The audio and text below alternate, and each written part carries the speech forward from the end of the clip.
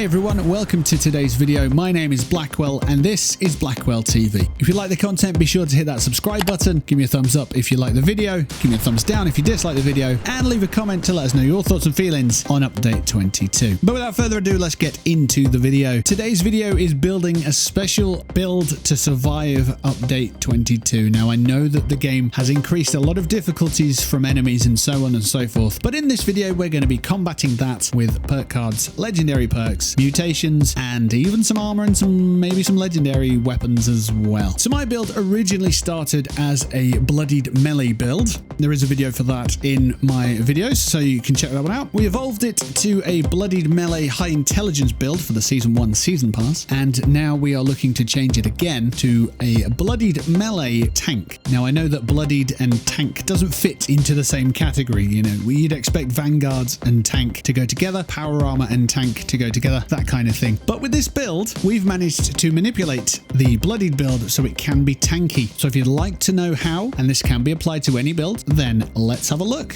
and see what we've got going on. So we're going to look at our perk cards to start out. This build relies heavily on stim packs. Now, if you'd like a video on how to make stim packs, then give me a thumbs up on the top comment in the comment section. It's a pinned post and I can make that video for you to help you out. But I'm just establishing here that we need a lot of diluted stim packs. So any stim packs you do get, you want to dilute. So make sure you get a purified water farm at your base.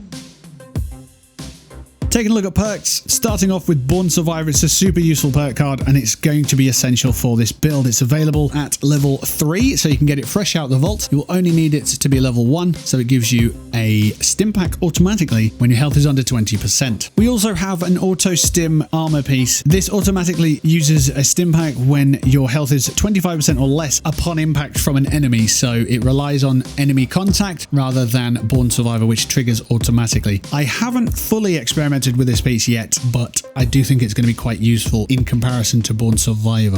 I think it's going to be less of a stim pack sink than Born Survivor. Serendipity is a luck perk. You can get that at level 5. That gives you a 45% chance of avoiding damage while under 30% health. Farmer you can get at level 2, and Farmer gives you an 80% chance of finding extra materials when you're looking in chem containers. Super useful cards. I would recommend them for this build. Class Freak suppresses your negative effects, but that's a higher card. That's up at level 46. Couple this with Strange in Numbers, and you'll be seeing the negatives of your mutations drop off and the positives kick on.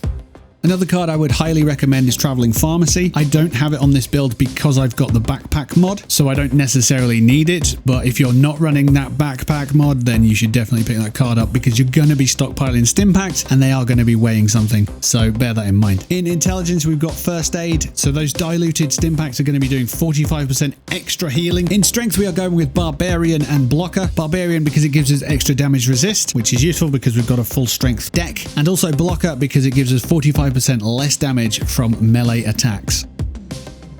Moving into legendary perks, we are running 6 legendary perks. We've got 6 slots available. We are running Legendary Intelligence, Master Infiltrator, Taking One for the Team, Survival Shortcut, Funky Duds, and Legendary Strength. Now, the legendary special cards are super useful because they can A, boost the special stat that it is, so in this case it's intelligence and strength, and B, if those special points are already maxed out, you can redistribute those perk points onto different parts of your special stats. So for example, we've gone into agility so we can get through hiker available by having maxed out our strength.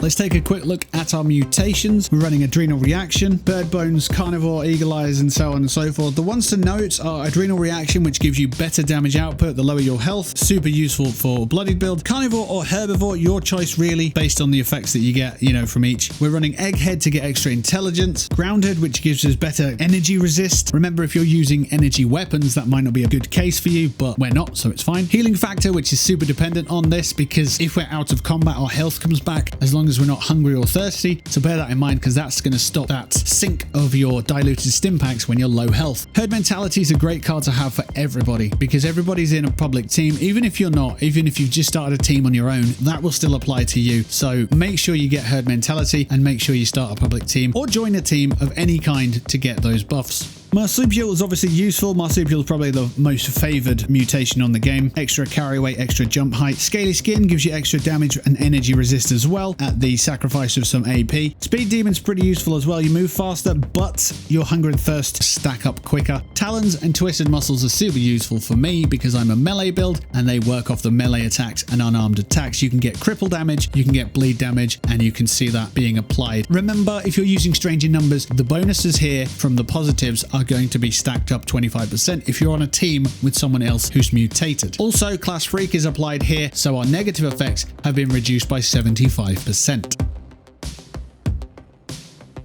So let's try this build out against some level 50 Scorched. Now it looks like the enemies die after a little delay, but that's not the case. What happens is I swipe and then the bleed damage kills them, so they do die eventually, but it's because of the first swipe and bleed damage, it's not latency on the server. So we've got no weapons equipped, we've got no armor equipped. Let's see how we get on with our new build. So there you go, you can see the bleed damage working there, and our health it's depleting on attack, but not as bad as you would think.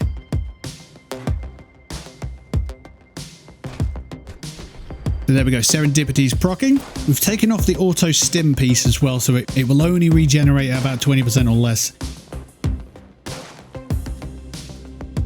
Serendipity again. In comes that bleed damage on our opponent, and there we go. So Serendipity is approximately 1 in 2 hits. So every second hit is a miss. And then once we're out of combat, healing factor will kick in and regenerate our health. So we have a few things at the same time sort of stacking up here. We have first aid, which makes our stim packs more worthwhile. Serendipity, which means that 1 in every 2 hits is a miss. Born Survivor, which is proccing every time we go into 20% or less health. At that point, we have Nerd Rage, which basically comes in and out, which doesn't really work too well. On top of that, we've got Talons, which gives bleed damage, with Twisted Muscles as well, which gives the potential cripple damage. Blocker means that any melee damage is negated by 45%. We also have Dodgy running, which means that any melee attacks deplete our AP, but it means that we lessen that blow. And all these things combined essentially make us a complete tank without any armor, without any weapons, and without any buffs like that. The big downside to this build is if you're up against faster firing enemies. So for example, super mutants with miniguns, they're going to cause you big problems. So you've got to prioritize those enemies as priority 1 whenever you're in combat. Thankfully, we don't have to run around naked with no weapon. We can spec ourselves with the armor that we're carrying and carry a weapon of choice which can do significant damage instead.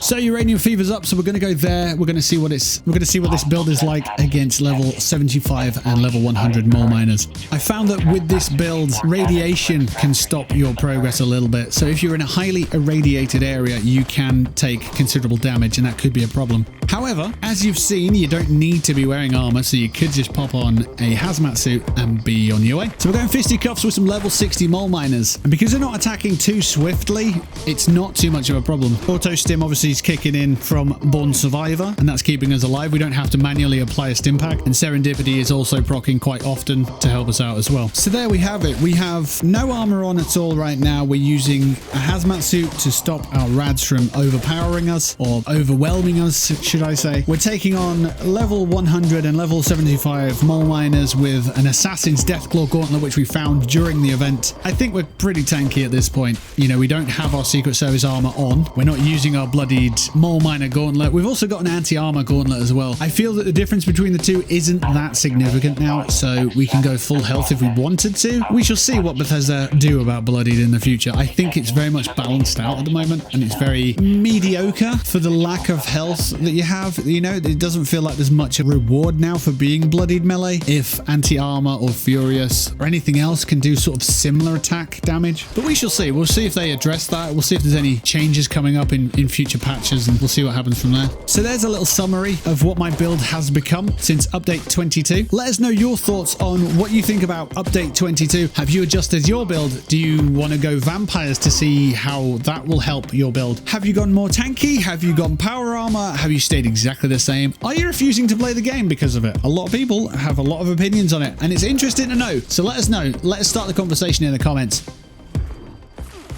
Anyway, my name is Blackwell. I am a Twitch streamer, so you can catch me 6 days a week at twitch.tv/BlackwellTV. Head over there, join our community, and ask all the questions you like. But yeah, that's it from me today. Take care of yourselves. Peace and love to you and yours, and I'll catch you in the Wastelands.